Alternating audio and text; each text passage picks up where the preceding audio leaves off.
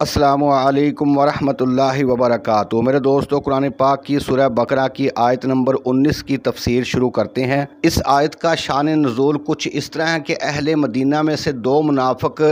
سرکار دو عالم صلی اللہ علیہ وآلہ وسلم کے پاس سے مشرکین کی طرف بھاگے تو ان کو راستے میں بارش نے گھیر لیا، جس کا اللہ تعالیٰ نے ذکر فرمایا ہے کہ اس میں اندھیرا تھا، گرج اور کڑک تھی اور بجلی چمک رہی تھی، اور جب بھی بجلی زور سے کڑکتی تو وہ موت کے ڈر سے کانوں میں اپنی انگلیاں ٹھونس لیتے، اور جب بجلی چمکتی تو وہ اس کی روشنی میں چلتے، اور جب اندھیرا چھا جاتا تو کھڑے رہ جاتے۔ وہ اتنے خوف زدہ ہوئے کہ کہنے لگے کہ کاش صبح ہو جائے تو ہم پھر سرکار دو عالم صلی اللہ علیہ وآلہ وسلم کے پاس چلے جائیں گے، اور پھر جب صبح ہوئی تو وہ آپ کے پاس آئے اور خلوص دل سے اسلام قبول کر لیا، اور انہوں نے نیکی کے ساتھ اسلام کے احکامات پر مکمل طور پر تا زندگی عمل کیا۔ اللہ تعالیٰ نے مدینے کے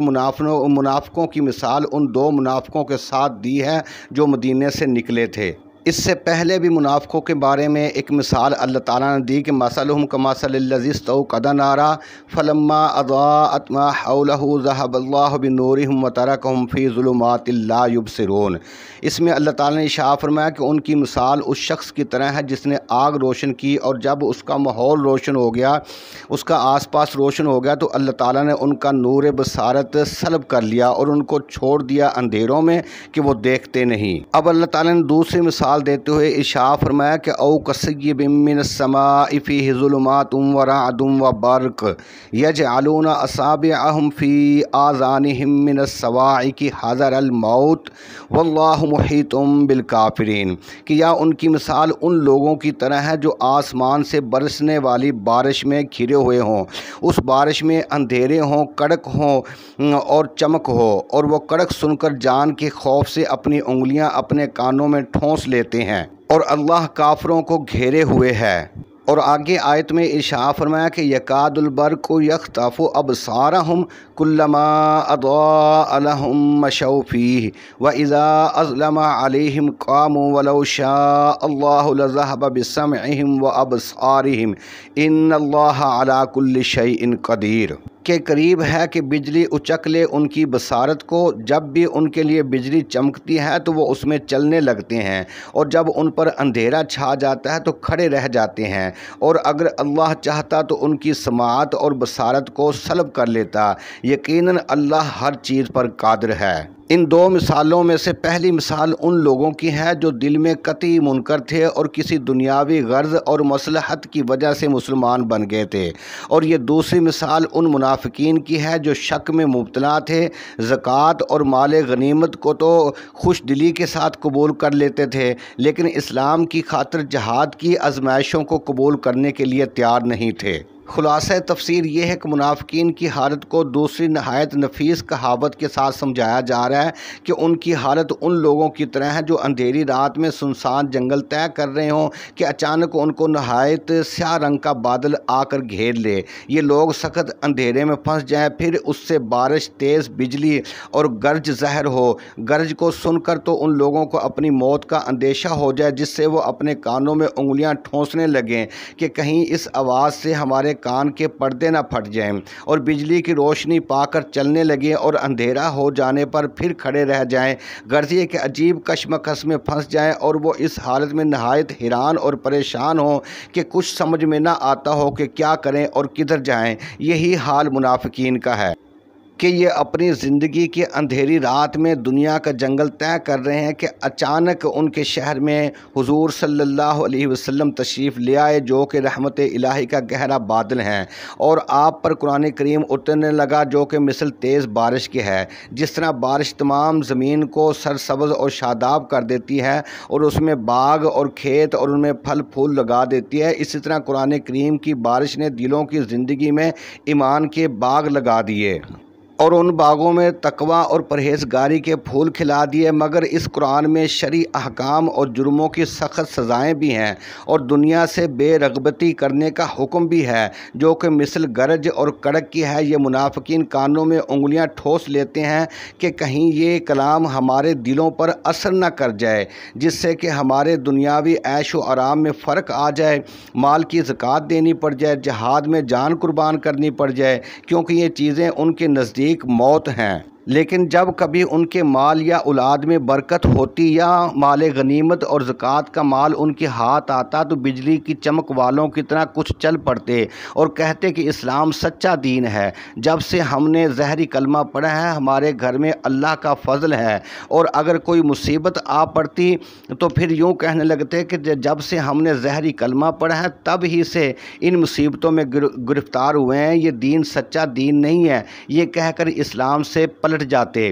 مگر اللہ تعالیٰ فرماتا ہے کہ وہ کفر کر کے ہمارے قبضے سے باہر نہیں ہو سکتے، کیونکہ سب مخلوق اور خاص طور پہ کفار پر ہماری قدرت کا پورا احاطہ ہے۔ کوئی بھاگ کر کہاں جا سکتا ہے اور کسی کی کیا مجال کہ اپنی تدبیری قلعے کے ذریعے سے ہم سے بچ جائے۔ آگے یکاد البرق یخطف ابصارہم، اس آیت کی تفسیر کا خلاصہ اس طرح ہے کہ اس آیت میں منافقین کے حال کو اور زیادہ واضح فرما دیا گیا کہ جس طرح بارش میں بجلی کی چمک سے آنکھیں چندھیا جاتی ہیں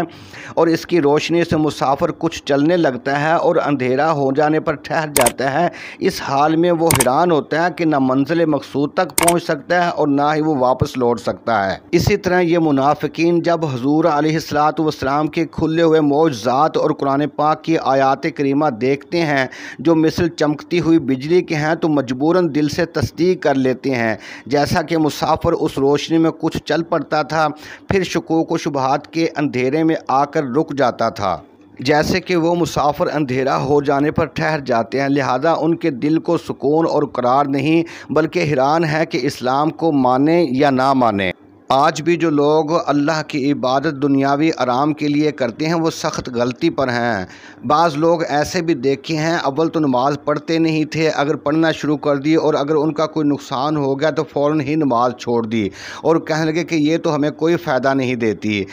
تو اگر ہمیں فائدہ دیتی تو ہمارا یہ نقصان نہ ہوتا۔ یہ لوگ اس آیت سے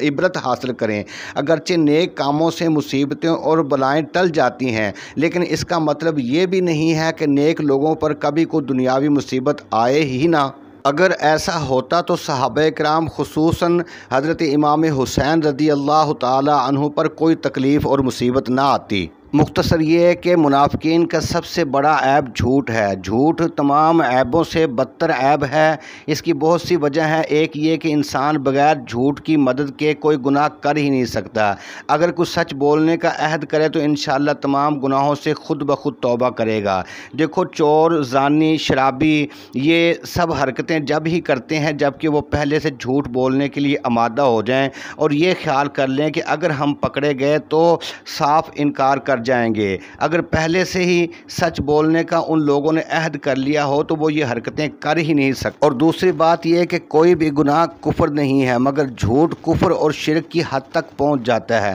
مشرک کہتا ہے کہ رب دو ہیں، یہ جھوٹ ہے اور کفر ہے۔ عیسائی کہتا ہے کہ عیسیٰ علیہ السلام رب کے بیٹے ہیں، جھوٹا اور کافر ہے۔ ایک شرابی اور جواری ان جرموں کو حرام کہتے ہوئے کرتا ہے تو وہ گناہ گار ہے مگر کافر نہیں، کیونکہ جھوٹ نہیں بول رہا، لیکن جب اس نے کہہ دیا کہ یہ چیزیں حلال ہیں اب جھوٹ بولا کافر ہو گیا۔ تو ماننا پڑے گا کہ بڑے سے بڑا گناہ بھی کفر نہیں اور جھوٹ اکثر کفر ہے۔ اور تیسری بات یہ ہے کہ قرآن پاک میں کسی گناہ گار پر لعنت نہیں فرمائی گئی سوائے جھوٹے کے، کہ فرمایا گیا کہ لعنت اللہ علی الکاذبین، کہ جھوٹوں پر خدا کی لعنت ہے۔ مختصر یہ کہ منافقین کا وجود صرف حضرت صلی اللہ علیہ وسلم کی حیات ظاہری ہی میں ممکن تھا۔ یہ آپ ہی کا منصب تھا کہ آپ وحی الہی سے یہ بتائیں کہ فلاں شخص منافق ہے، اور اب جب کہ وحی منقطع ہو چکی ہے تو اب کسی شخص کے متعلق یہ کہنا ممکن نہیں ہے کہ وہ منافق ہے، کیونکہ حضور علیہ السلام کے سوا کوئی شخص قطعی طور پر کسی کے دل کے حال پر مطلع نہیں ہو سکتا۔ लिहाजा जो शख्स इस्लाम को ज़हर करेगा वो मुसलमान है, और जो कुफ्र को ज़हर करेगा वो काफिर है, और जो इस्लाम से कुफ्र की तरफ लौट जाएगा वो मुर्तद है, और जो शख्स अपने कुफ्रिया अकायद पर इस्लाम का ग़िलाफ़ चढ़ाएगा वो ज़ंदीक है, और हकीकी मुनाफ़िक कोई नहीं है। अलबत्ता जो शख्स बेअमल हो उसको अमल के एतबार से मुनाफ़िक कहा जाता है, यानी कि अमली मुनाफ़िक। लोग नमाज़ें पढ़ते हैं, उलमा से बुग़्ज़ रखते हैं, उलमा के ऐब निकालते हैं, झूठ बोलते हैं, वादा खिलाफ़ी करते हैं, धोखा और फ्रॉड करते हैं, झूठी कस्में खाते हैं। बहरहाल मुनाफ़िक अमली हो या एतकादी, जहन्नम के सबसे निचले तबके में फेंके जाएंगे। मुझे इजाज़त दें, कमेंट में अपनी राय का इजहार ज़रूर करें। मेरे चैनल हौज़े कौसर को ज़रूर सब्सक्राइब करें। अल्लाह के हवाले।